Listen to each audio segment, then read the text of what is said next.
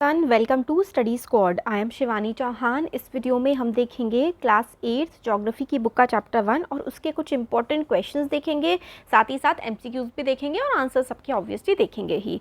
तो इससे पहले हम लोग क्लास 8 सिविक्स और हिस्ट्री के भी चैप्टर्स के एमसीक्यूज और इंपॉर्टेंट क्वेश्चंस बना चुके हैं।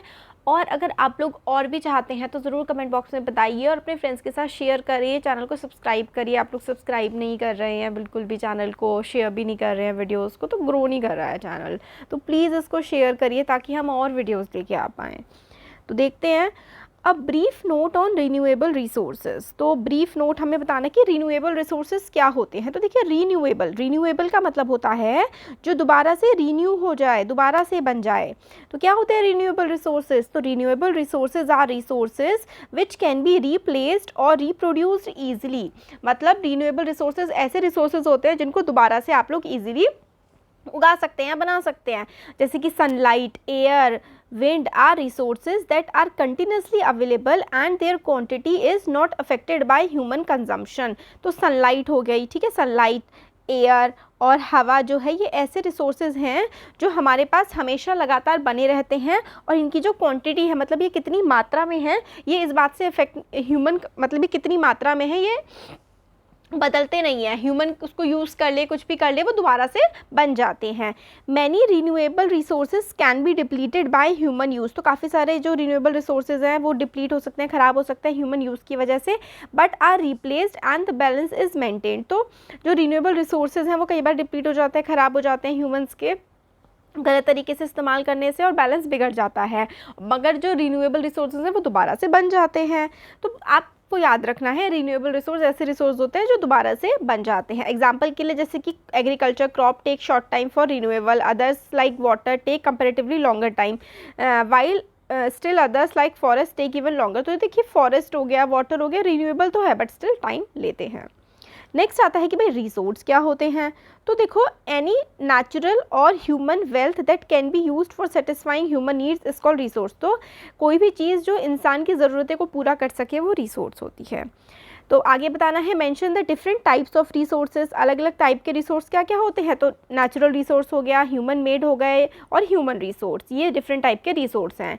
तो बेसिकली नेचुरल जैसे कि जो हवा हो गया, पानी हो गया और जानवर हो गए, पेड़ पौधे हो गए, ये नेचुरल रिसोर्स है। ह्यूमन मेड जो इंसान ने बनाए हैं जैसे कि बिल्डिंग्स, रोड्स, और ह्यूमन रिसोर्स इंसान खुद भी तो एक रिसोर्स है, तभी तो इंसान इन सब चीज़ों का इस्तेमाल कर पाता है।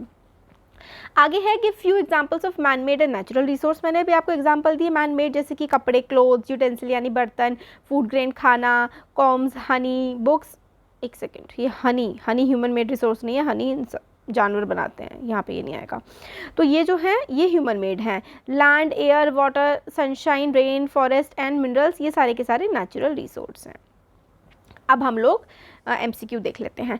तो पहला क्वेश्चन है, resources are distributed unequally over the earth because of. मतलब देखिए क्या होता है, हमारी धरती पर सारे रिसोर्सेज एक जगह नहीं है, अनइवनली या फिर अनइक्वली, कोई जगह कोई सा रिसोर्स है, कोई जगह कोई सा रिसोर्स है। तो ऐसा क्यों है? क्योंकि डिफरेंट नेचुरल कंडीशंस हैं हर जगह। मतलब जहाँ पर ज़्यादा बारिश पड़ेगी वहाँ पर पेड़ ज़्यादा होंगे, है ना, वहाँ पे नदियाँ ज़्यादा होंगी। तो इसी तरीके से अलग अलग कंडीशंस की वजह से अलग अलग रिसोर्स अलग अलग जगह होते हैं, डिफरेंट नेचुरल कंडीशंस की वजह से। क्वेश्चन नंबर 2 है, देखिए, resources drawn from nature and used without much modification are called। तो हम लोग जो नेचुरल रिसोर्स लेते हैं नेचर से, है ना, तो क्या हो गए, नेचुरल रिसोर्स हो गए, बिना मॉडिफिकेशन के, बिना बदलाव के इस्तेमाल कर लेते हैं, नेचुरल रिसोर्स इसका आंसर है।